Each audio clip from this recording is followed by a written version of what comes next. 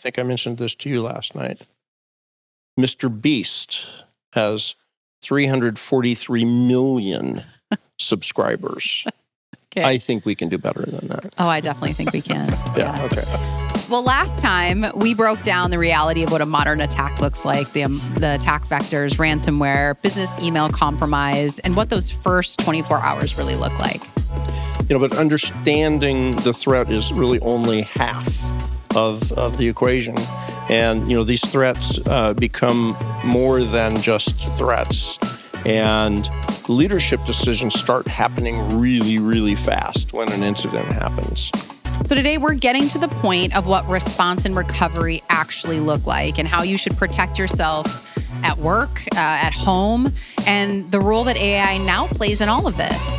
This is Get to the Point.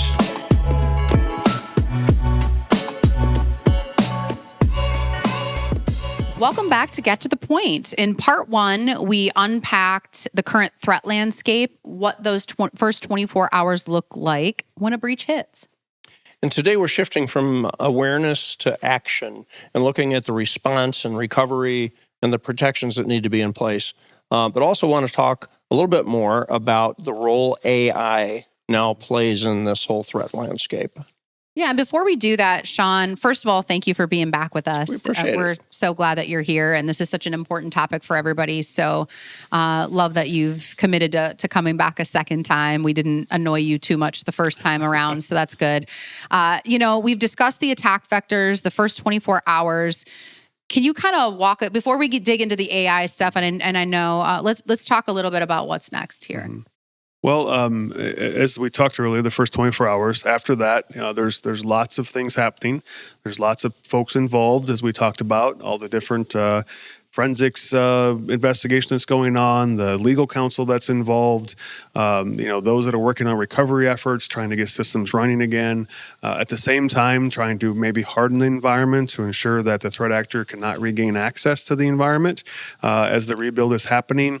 So all this is going on. There's so many moving parts and pieces, and that's why it's important to have, like from our side, my role as the incident response manager, kind of leading the effort from the High Point side, ensuring that we have the right resources involved, the right skill sets to make the recovery as smooth and as quickly as possible.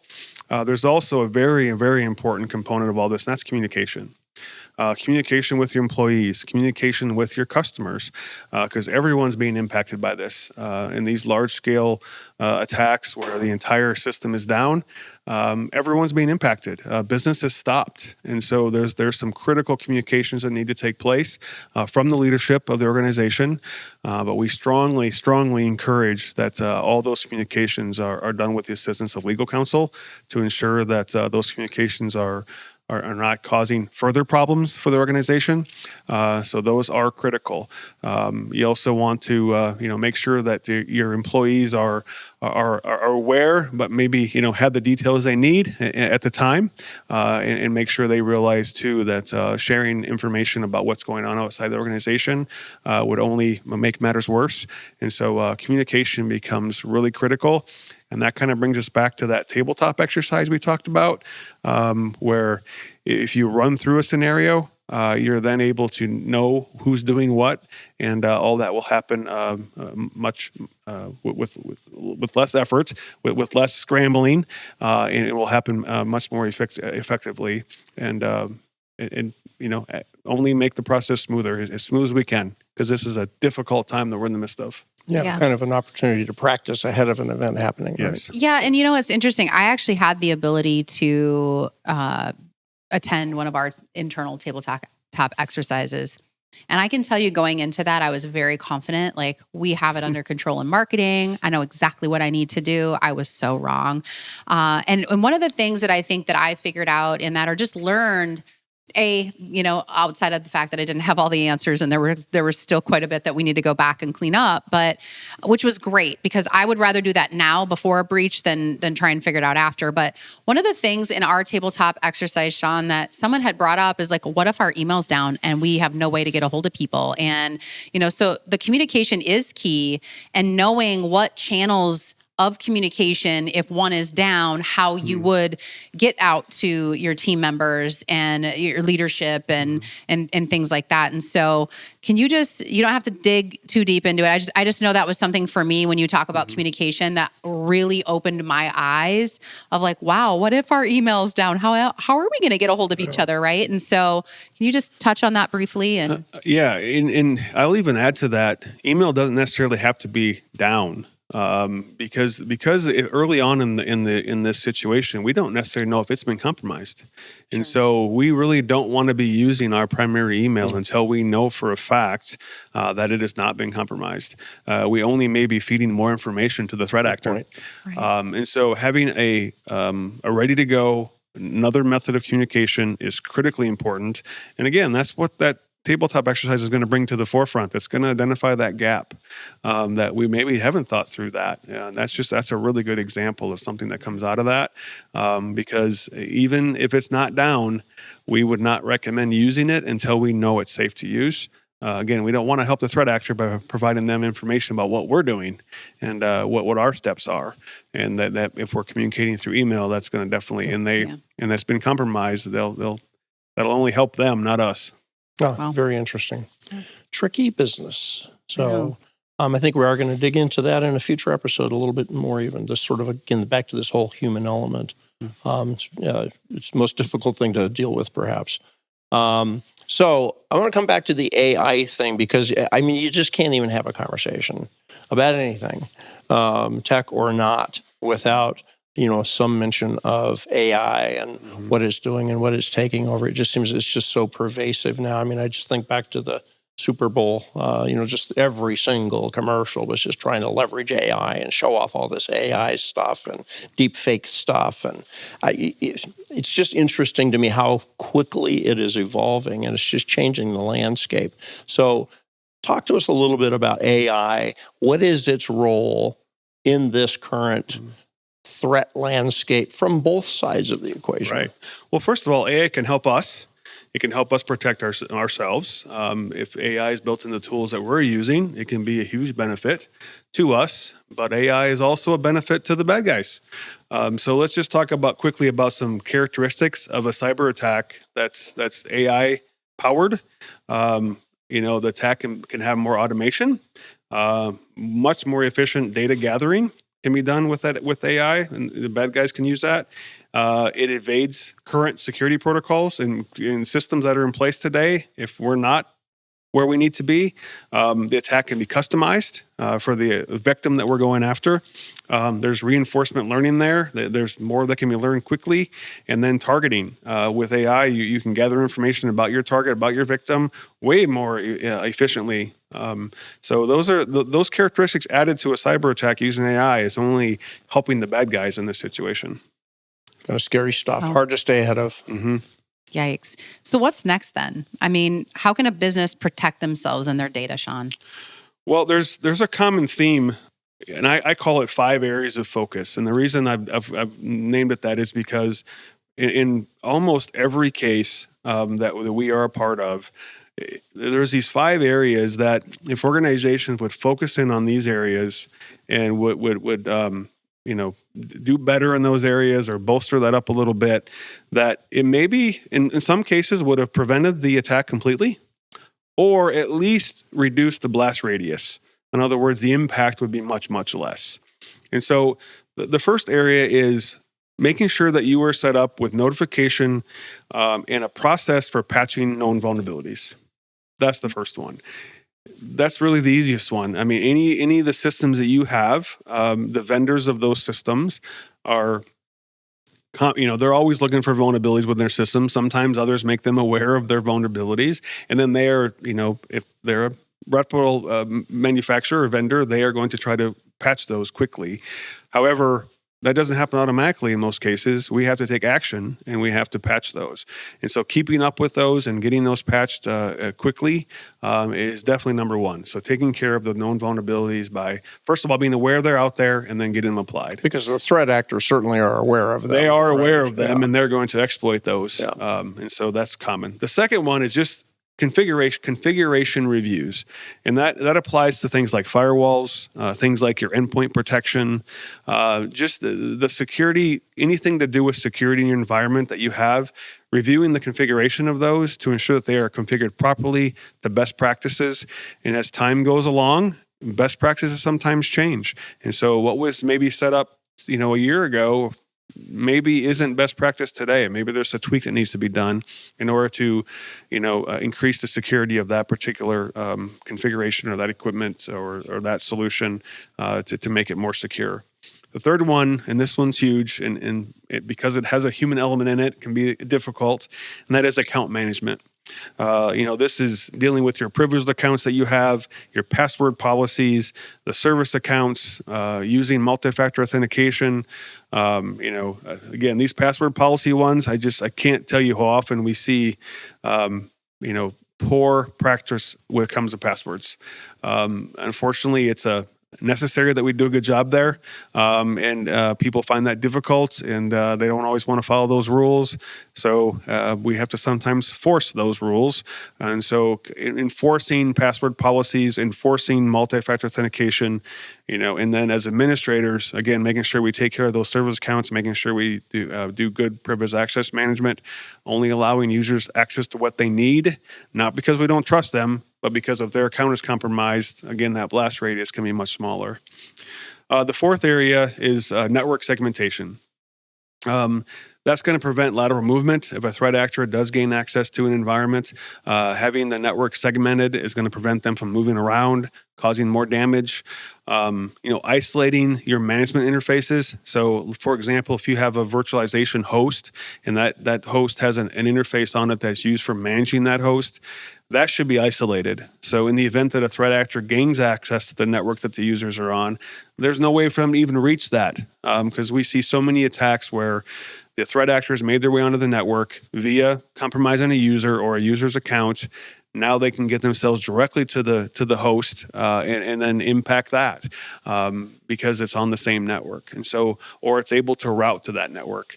Isolating those is critically important. So the more network isolation you can have, it's going to reduce the blast radius, and it's going to prevent them from getting to the critical things. Shawn, sorry, I know you're on a roll here. Just for those who aren't overly tech savvy, when you're talking about network segmentation, which I think I kind of understand, but can you break it down just in plain, simple terms what that means? Just basically that if a threat actor comes in the door, if you leave all the doors open, they can get from room to room to room, right? I mean, I just, can you kind of put it in maybe more simpler terms?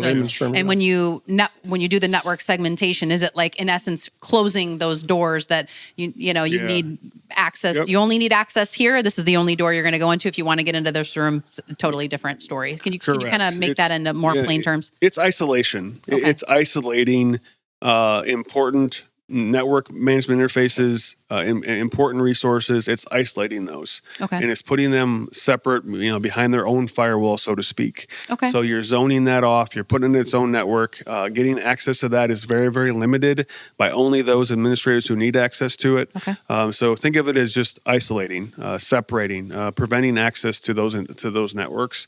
It sure is much easier just to throw everything on the same network. There's less configuration involved, right? Yeah. It's less hassle from an administrator perspective. But unfortunately, we have to do better than that. The threat landscape has just become to the point where we just have to isolate things. We have to do network segmentation and isolate those important assets off on their own, preventing access to them and keeping them very restricted.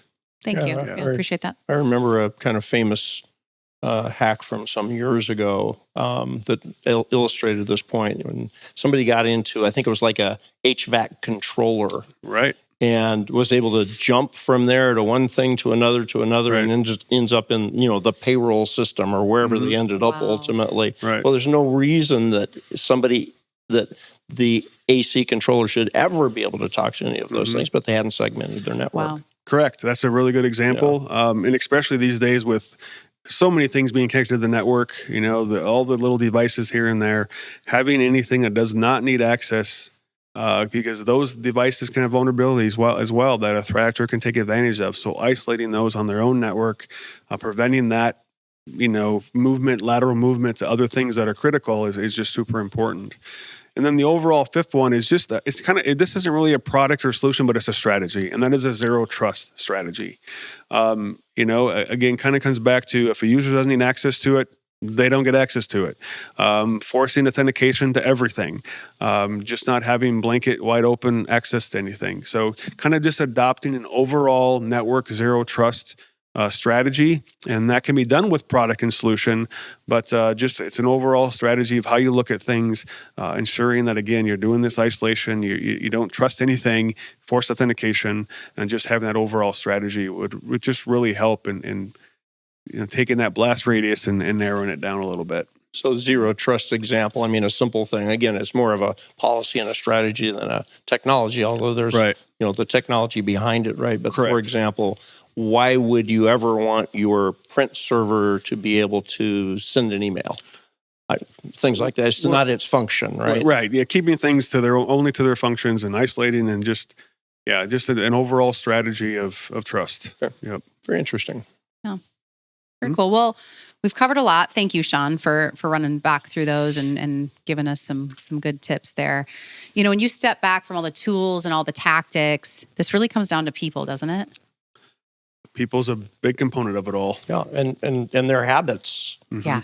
Or lack of habits. Lack of habits. Well, exactly. Well, and I always put myself into the position where, when I get prompted to enter my email more than once, I kind of complain a little bit. I'll just be completely transparent. But I always, it's interesting. And maybe because I'm surrounded by such amazing people that, really take this stuff, not that I don't take it seriously, but that take it very seriously. I've just been able to learn from you that even though it might be annoying for me to have to re-enter my password or have to do multiple things throughout the day that may seem like a minor inconvenience to me, at the end of the day, I want people to understand that split second or that extra protocol that your teams, your IT teams, your leadership teams have put in place are mechanisms to protect not only you, but the organization and others. And so I just want to hone in on that because, again, I know I tend to get, I kind of tend to scoff when I have to, enter my password or change my password. I'm like, how many more times do I got to, change my password? But, if someone's listening out there and thinking about their own team, Shawn, their own business, or even just themselves personally, what's the simplest place they can begin in building a better cyber hygiene? Mm-hmm. Well, education, educating users. It comes down to education. Security isn't always convenient, as you kind of pointed out. So educating on why this is necessary. With the technology, we try to make things as convenient as possible. But there are some things that users are going to have to play a role in, and I think it helps if they understand why.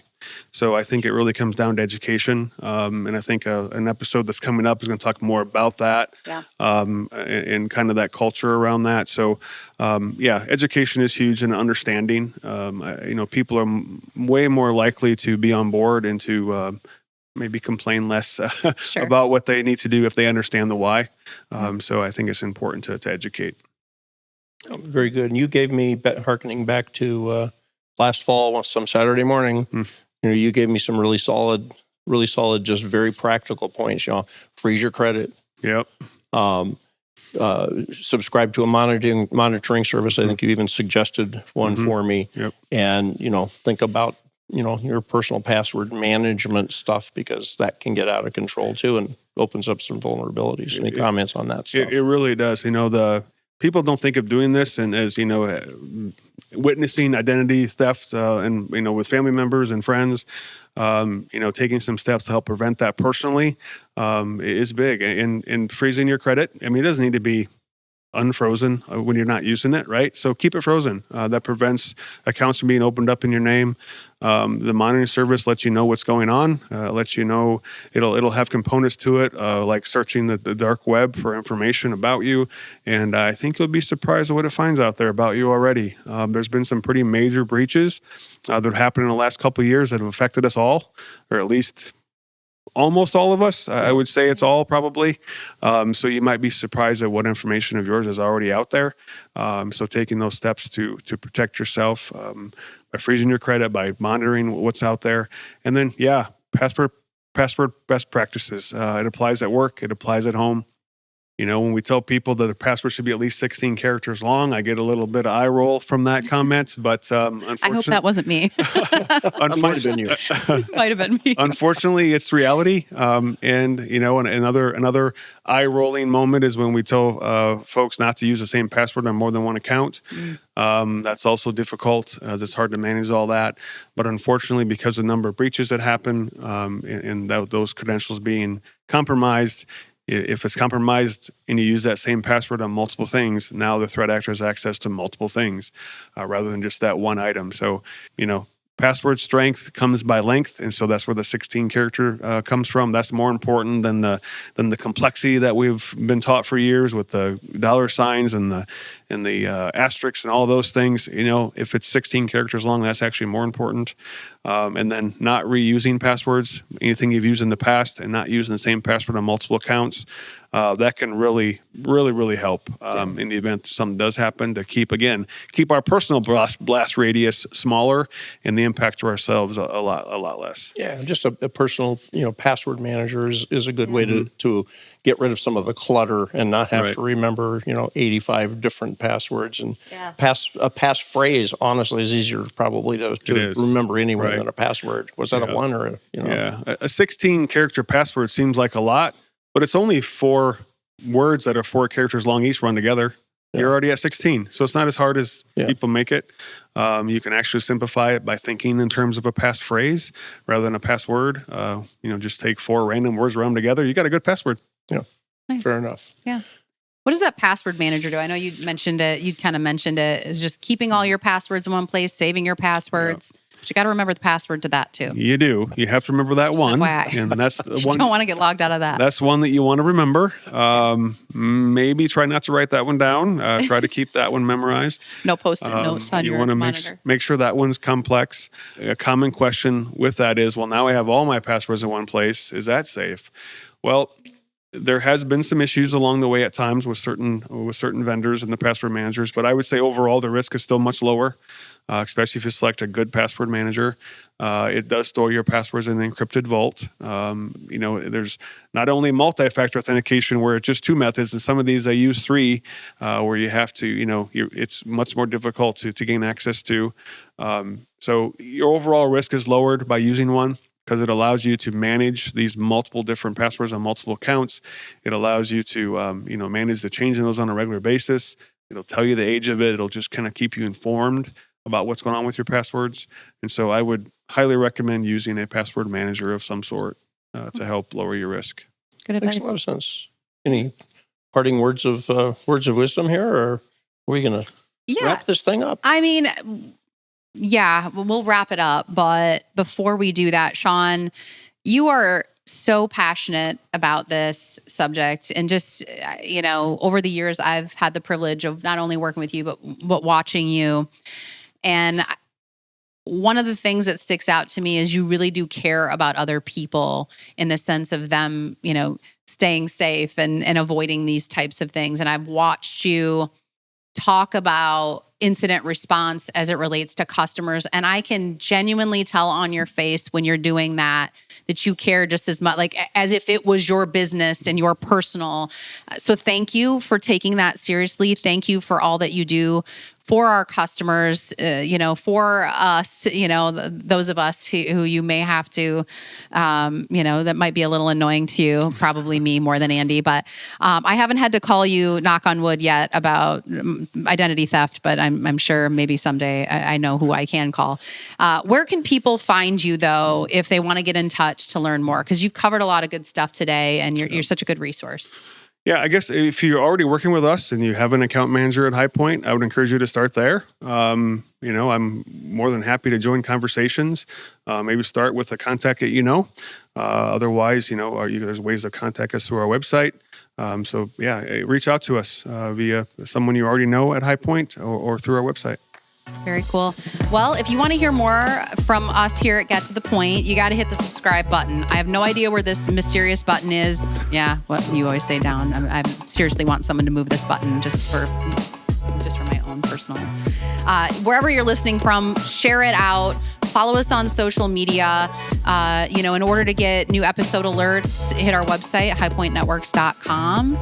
And yeah, I think that's a beautiful thing. So we sort of alluded to a couple of things. Yeah.